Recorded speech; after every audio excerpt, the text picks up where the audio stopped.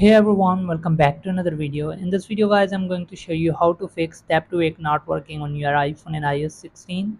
So let's get start the video. Before we start the video, hit the like button and subscribe to the channel for more upcoming videos. To fix tap to wake is not working on your iPhone, the first step is make sure that your tap to wake is enabled on your iPhone.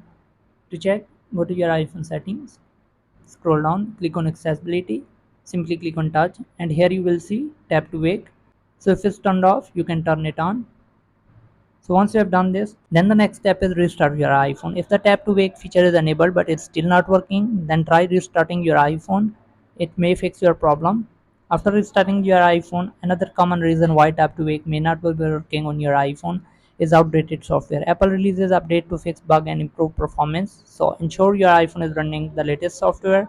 Simply go to settings, click on general, then click on software update and see if there is any update available. So if you see any update available here, make sure that you download and install that update in your iPhone. So once you have installed the new update and if it's still not working, then the last step is reset all setting. After trying out all step and if it's still not working, you may need to reset all setting on your iPhone. This will reset all your device settings back to their default value but will not delete any of your personal data.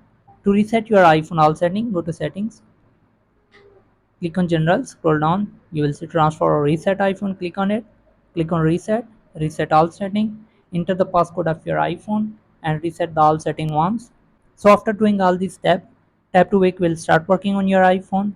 So thanks for watching, subscribe.